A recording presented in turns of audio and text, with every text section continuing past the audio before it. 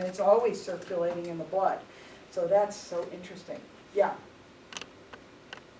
Did somebody have a? Alice did. Oh, Alice, yes. Is there, what's a big, maybe you said this earlier, but I was grading papers, so I don't know. But is there a big difference between left and right kidney as far as function goes? You know, there's this thing that says one kidney does chemicals and one kidney does metals. I don't know if that's true. I've heard it. I've heard that being said. One does chemicals, one does metals. I don't know, like I say, I don't know if it's true. And for some crazy reason, I always think that the right does metals and the left does chemicals, but I don't know. But of course, if one of the kidneys gone, then the other kidney has to pick up the slack. So, you know, you have one kidney doing that. And we've got this guy in the practice who is, it's really interesting. It's sort of interesting anyway, and he's from Pakistan or something like that. And he's a doctor here. He's been here a long time. Anyway, and he's got, they took one of his kidneys out when he was 9, and the reason why they did it was because, but they kind of figured this out later, that he had a blockage in the ureter which was back pressuring into the kidney. So instead of unblocking the ureter, they took the kidney. It's like, So interesting. So he's got one kidney, and he's also got ringing in his ears, and anything you do with the pressure in his body makes the ringing in his ears more. It's really kind of funny. But guess what kind of doctor he is? Renal? Renal transplant doctor. Interesting. Isn't that Okay. interesting? I looked at him and I said to him, you know, no coincidence there. He kind of smiled and stuff like that. But anyway, so, all right. So now that we're at the kidneys, now that we're there, let's talk a little bit about function. So the function of the kidneys is maintaining overall fluid balance in the whole body.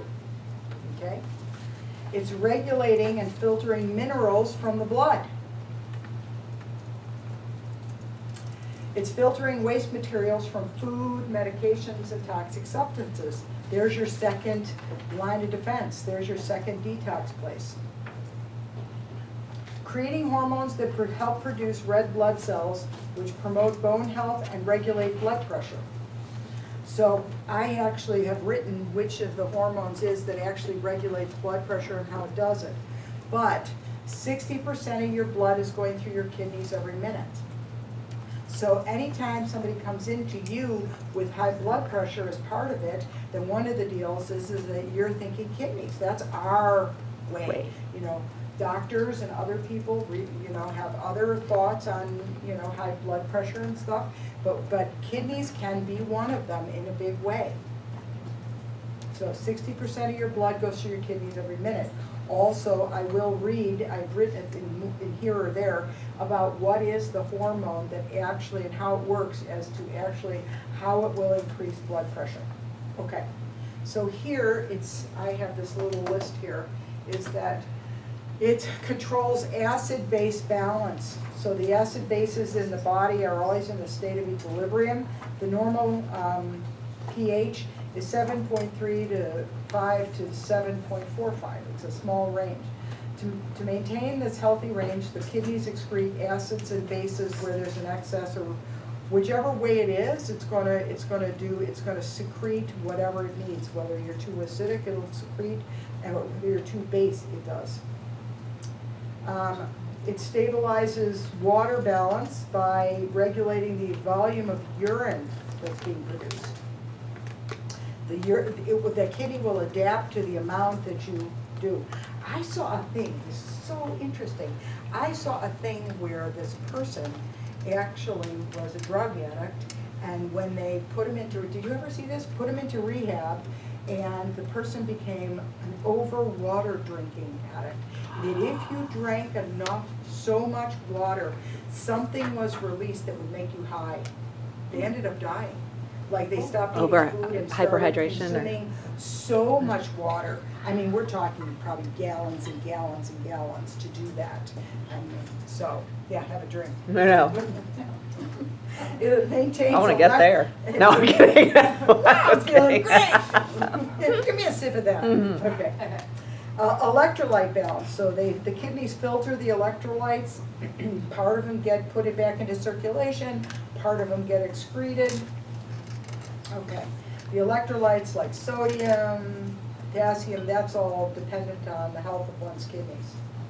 It helps remove toxins and waste products, which we know, and controls blood pressure. Okay, so the kidneys produce an enzyme called renin. This converts the angiotensinogen, which is produced in the liver. And wow, okay, I forget this. Okay, you want me to write it? Is that what you want No, me to- just start it from the Okay. beginning. How it controls blood pressure. The kidneys produce an enzyme called renin, R-E-N-I-N.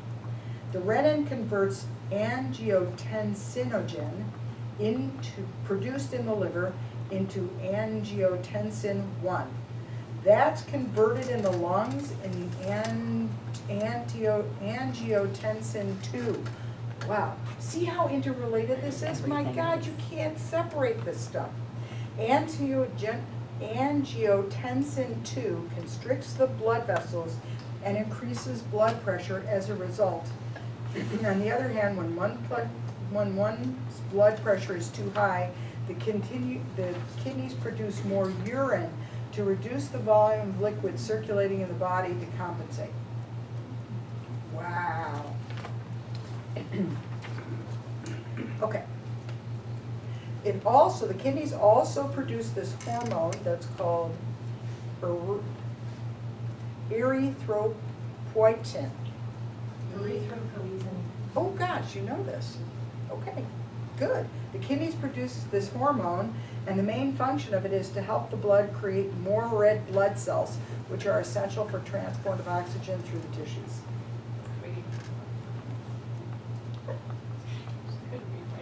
Oh, okay.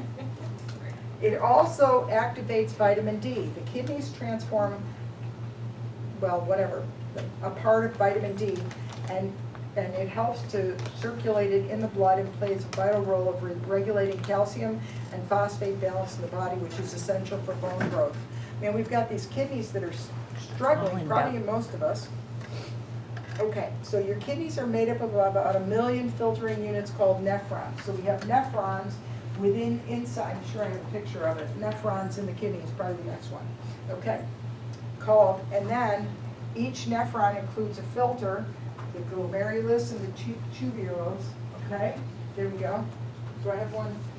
Oh, there we go. Yeah. Okay. Okay, and the nephrons work through a two-step process. The glomerulus filters your blood, and the tubule returns needed substances to your blood and removes the waste. So that's what's happening. I forget what the percentage is. There's like a percentage of how much, what's coming in, how much then, like 20% of what, the blood that comes in, and then what gets separated. I think there's like I think it's 20% of what gets separated actually goes into urine. Okay. Let me see if there's anything else that's really important just for us. I don't know. I don't think so. I Okay. don't know if it's important, but Tell me. to the blood pressure, which also, because you were saying there are so many players in it, you also have your pheromone chemoreceptors that are done by your cranial nerves and everything. Ah. So that's huge, obviously. Yeah. If those aren't receptive enough or aren't online enough, then that's gonna mess up that whole blood pressure system as well. Great, thank you. And Okay, that- so we have the mind-body connection, which is the kidneys hold fear and anxiety. So the kidneys are willpower, drive, determination. We can have low motivation or chronic burnout, which is low kidney energy. Kidney holds the yin-yang balance, the cooling, nourishing, and warming activated at the same time for the body. The kidney monitors O2 levels in the blood. When it's low, the kidneys are signaled to secrete hormones. Okay. Oh, I thought this was really interesting. That's why I wrote this down. As red blood cells age 120 days, okay, that's an old blood cell, they become rigid. I thought that's interesting. The spleen filters the blood and captures these old cells, breaking them down, getting them out getting the good stuff out of them, like iron. The spleen, the spleen filters the blood, and the kidney is filtering the plasma.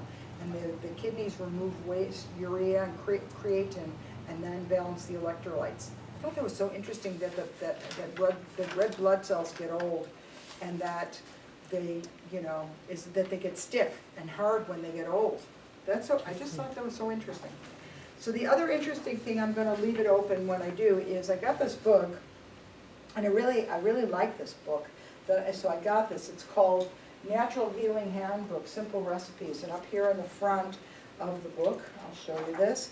It has this in the front, and here it says, blood sugar, brain health, digestive health. But if we go down to where the kidney health is, page 49, I'll show you kidney health. Anyway, you might want to, whoopsie. Here it is, so this is what it does here. It has a couple of pages like this, and then it says, for kidney health, Astragalus, yeah. bearberry leaf, blueberries, cordyceps mushrooms. And on this, so you've got a couple pages of this, and it says how you need to take it, and what, I actually think it's just great, in terms of what it does, how you would like to, how it does. So anyway, I'll leave it open on the table here, and if you feel like taking a couple of snaps, there's pages for liver health, and tends to be more than one page for it and stuff like that. So liver, blood sugar, brain, anyway, so I'll leave it up here, okay? Okay. So, yeah, Jillian? Something that Carrie Kay had said during their class too was that she had heard, and I don't know if this is completely true, but I'm finding that it's playing out in a lot of clients that have one kidney that's more than the other, is that the right kidney holds fear of abandonment. Yeah, this is something that we learned. And the left kidney holds fear of death. Oh, really? I must not have been listening. So Wow. as I'm feeling and in the treatment room, when I offered that, it seems to be playing out correctly for what, yeah, go ahead. Danielle. I'll add to that, because it's not just fear of death, it's fear of things ending, fear of all that. That's the left kidney, and the way I always remember it is sinistrum is left, and sin is like the end of something. Not the sin you did something wrong, but anyway, that's how I remember fear of death as the left kidney, and fear of abandonment is the right kidney. Wow. And on top of that, the left kidney is usually the one that's more congested, because we have the anastomosis coming from the gonadal vein into the venal vein, into the diaphragm, like the phrenic veins and so on and so forth. So Yes, you also have the left one being more because you have from the left ovary, you have the vein from the left ovary going directly to the left kidney, and the right ovarian vein goes, which I was going to say when we get to the ovary, but but the right ovary goes directly into the vena cava. So right goes directly into the vena cava, and left ovary goes up to the ovarian vein, which tends to be why there's more ovarian cysts on the left. That's why it tends to be that, but we'll say that when we get there. Okay. Now, last but not least, a really huge symptom that comes out of kidneys that we've talked about, I think I've said it before, is that, and it doesn't have to be the kidney that does this, but it's, most of the time it is the kidney turns off the psoas. And do you remember the pattern that happens when a psoas is turned off? What's the pattern in the body? Bigger quad and bigger glute.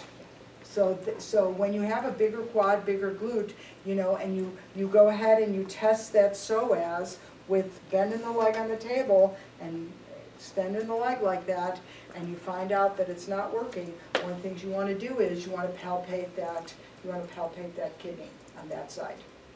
So that is a huge symptom of kidney, is having one side that does that.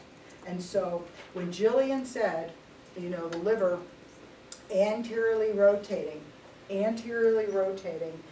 ileum, so the ASIS gets lower, so you're going to have a you're gonna have more tension in the quad, and you can have that pulling up on the kneecap kind of pain. It's the kidney that tends to do the medial. It can be the liver that does this, and then of course you also get it when you get the kidney turning off and you get the